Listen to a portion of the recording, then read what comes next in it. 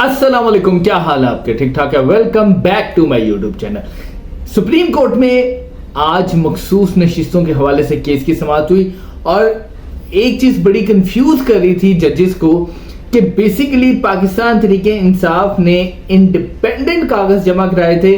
या फिर उन्होंने जब वो कागजात जमा कराए थे तो उन्होंने अपनी पार्टी का हल्फनामा जो है वो साथ लगाया था। अब यहां पर बड़ी कंफ्यूजन थी और गौहर अयूब साहब ने जजेस को क्लियर करने की भी कोशिश की थी, लेकिन ऐसा लग रहा था कि जजेस जो है वो प्रॉपर्ली सेटिस्फाई नहीं हो पा रहे थे। अब यहाँ पर सबसे बड़ी कंफ्यूजन जो है वो असल में इलेक्शन कमीशन ने क्लियर करनी है। उसकी वजह ये है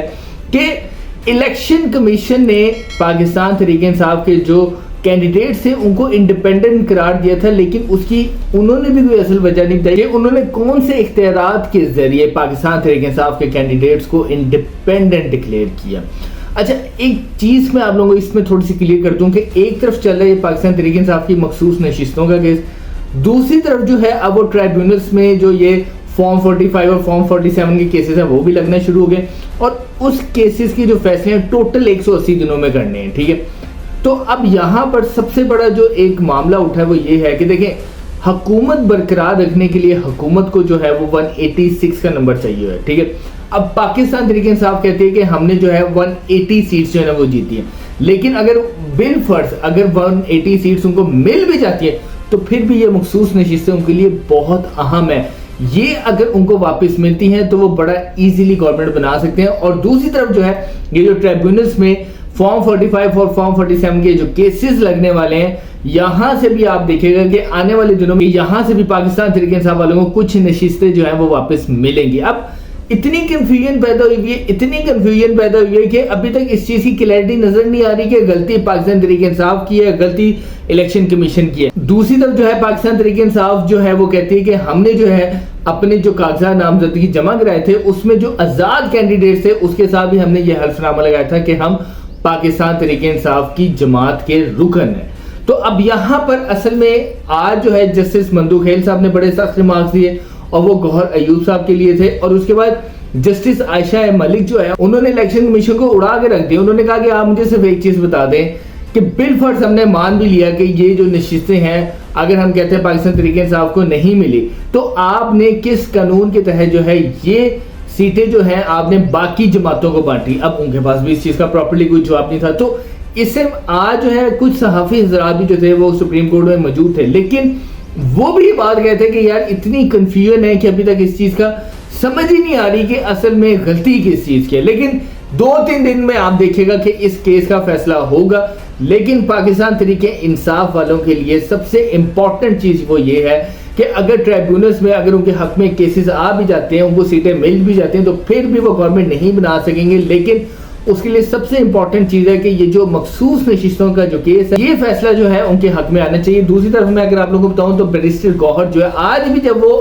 सुप्रीम कोर्ट से निकले तो उन्होंने यही बात की कि मैं बहुत पुरुम्मीद हूँ और मुझे इस बात पर यकीन है कि हमें यहाँ से इंसाफ मिलेगा और जो हमारी मखसूस नशिस्तें हैं वो हमें वापस मिलेगी। और वो ये कहते हैं कि हमने इस गवर्नमेंट को रहने नहीं देना, क्योंकि ट्राइब्यूनल से जो फैसले आएंगे वो भी इंशाल्लाह हमारे हक में होंगे, क्योंकि फॉर्म 45 जितने भी कैंडिडेट जो हारे हैं और फॉर्म 47 के जरिए जो हराए गए वो कहते हैं कि हमारे पास सब कैंडिडेट्स के पास फॉर्म 45 है, तो हम वो सारे फॉर्म 45 जो है हम अदालत में पेश करेंगे, ट्राइब्यूनल्स में पेश करेंगे और हमें वहां से उम्मीद है कि हमें इंसाफ मिलेगा। दूसरी तरफ वो कहते हैं कि हम ये मखसूस नशिस्तें भी जीतेंगे और ये हुकूमत घर जाएगी, तो वो तो बहुत कॉन्फिडेंट है, बहुत पॉजिटिव है। तो आने वाले दिनों में जो है इस केसेस का फैसला होगा और अब ये देखना है कि असल में मखसूस नशिस्तें और ये ट्राइब्यूनल्स का फैसला ये पाकिस्तान की सियासत का फैसला करेगा कि असल में आने वाले दिनों में पाकिस्तान की सियासत किधर जाएगी। दूसरी इंपॉर्टेंट बात मैंने अपने कल के ब्लॉग में आप लोगों को बताया था कि बेसिकली अमेरिकन कांग्रेस का एक वफ्द है वो पाकिस्तान आना चाह रहा है और वो इस हवाले से जो है अपने सफीर के साथ भी राब्ते में और उनकी सबसे बड़ी वजह यह है कि वो खान साहब से मिलना चाहते हैं। और अमेरिकन कांग्रेस के जो लोग हैं उन्होंने एक रेजोल्यूशन भी पास की जिसके अंदर उन्होंने बात की थी कि पाकिस्तान के जो 8 फरवरी के इलेक्शन हुए थे ये जो है इसके ऊपर तहकीकात होनी चाहिए और सबसे इंपॉर्टेंट बात कि इंसानी हकूक की जो पाकिस्तान के अंदर खिलाफ वर्जी हो रही है इसको बंद होना चाहिए। अब इसके ऊपर जो है पाकिस्तान ने बड़ा क्लियर स्टांस लिया। वो ये कहते हैं कि हम अपने अंदरूनी मामलात में बाहर के किसी बंदे को नहीं बोलने देंगे। وہ یہ کہتے ہیں کہ پاکستان کا اندرونی معاملہ اور عمران خان صاحب کی جتنے کیسز ہیں وہ اس ٹائم عدالت کے اندر ہے. تو بہتر ہے کہ ہم کسی کو پریشرائز کریں, جو عدالت فیصلہ کرے گی وہ ساروں کو تسلیم ہونا چاہیے. تو اب جو ہے یہ سب سے امپورٹنٹ چیز ہے کہ اگر بالفرض امریکن وفد یا برطانوی وفد پاکستان آتا ہے تو کیا ان کو خان صاحب سے ملنے دیا جائے گا, کیونکہ ایک چیز بڑی کلیئر نظر آ رہی ہے کہ باہر انٹرنیشنلی جو ہے پہلے اتنی نہیں تھی, لیکن اب کچھ ٹائم سے جو ہے عمران خان کے لیے حمایت بڑھتی جا رہی ہے, اور امریکہ کے اندر بھی کافی سینئر جو لوگ ہیں وہ عمران خان کے حق میں اب بول رہے ہیں امریکن ایوانوں کے اندر بھی, لیکن پہلے یہ چیزیں نہیں تھی. تو اس وجہ سے حکومت کو اس میں تھوڑی سی پریشانی کا سامنا کرنا پڑا ہے. اور آج جو ہے عطا تارڑ صاحب کا ایک بڑا کمال کا بیان ہے, انہوں نے کہا, کیونکہ مولانا فضل الرحمان صاحب نے بڑا اہم مطالبہ کر دیا, انہوں نے کہا ہے کہ پاکستان میں نئے انتخابات ہونے چاہیے. تو اب جو ہے ایک آواز اٹھ گئی ہے, تو اس کے اوپر جو ہے عطا تارڑ صاحب نے آج ایک بیان دیا, اور انہوں نے کہا کہ الیکشن اپنی مدت کے مطابق ہی ہوں گے اور 5 سال بعد ہوں گے. تو اب جو ہے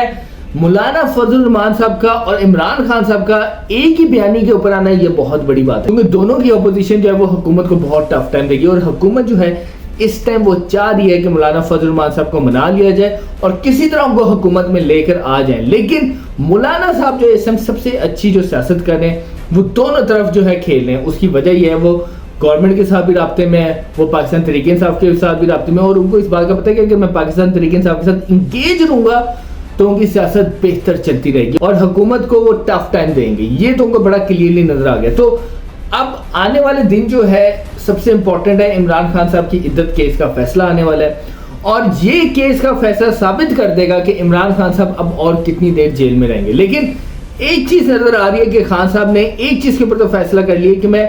جیل قبول کر لوں گا لیکن میں کوئی ڈیل نہیں کروں گا. تو خان صاحب کے لیے یہ چیزیں میٹر نہیں کرتی کہ وہ کتنی دیر جیل میں رہتے ہیں یا کتنا ٹائم کو جیل میں رہنا پڑے گا. ایون ڈیڈ کافی سینئر رہنماؤں سے بھی بات ہوئی, وہ ہمیشہ ایک بات کرتے ہیں کہ خان صاحب سے جتنے بھی وکلا ملتے ہیں, ان کی قانونی ٹیم ملتی ہے, انہوں نے آج تک یہ بات نہیں پوچھی کہ میں کب جیل سے باہر نکلوں گا. ہاں وہ یہ بات ضرور پوچھتے ہیں کہ یار میرے جو ورکرز ہیں جیل کے اندر ان کو کسی طرح جو ہے وہ باہر نکالے. اور میں آپ کو بہت ایک امپورٹنٹ بات بتاؤں کہ ایک بڑے سینئر رہنما ہیں جو پاکستان تحریک انصاف کے, ان سے میری بات ہوئی تو خان صاحب کا ایک بڑا مطالبہ ہے اپنی رہائی سے پہلے کہ جب تک میرے جتنے کارکن ہیں وہ جیلوں میں سے نہیں نکلیں گے میں تب تک جیل سے باہر نہیں آؤں گا. ان شارٹلی خان صاحب کا یہ بات کہنا ہے کہ پہلے جو ہے سب سے پہلے میرے کارکنان باہر آئیں گے, میری خواتین جو جیلوں میں وہ باہر آئیں گی, اور سب سے اینڈ میں جو ہے میں خود جیل سے باہر آؤں گا. لیکن یہ نہ سوچنا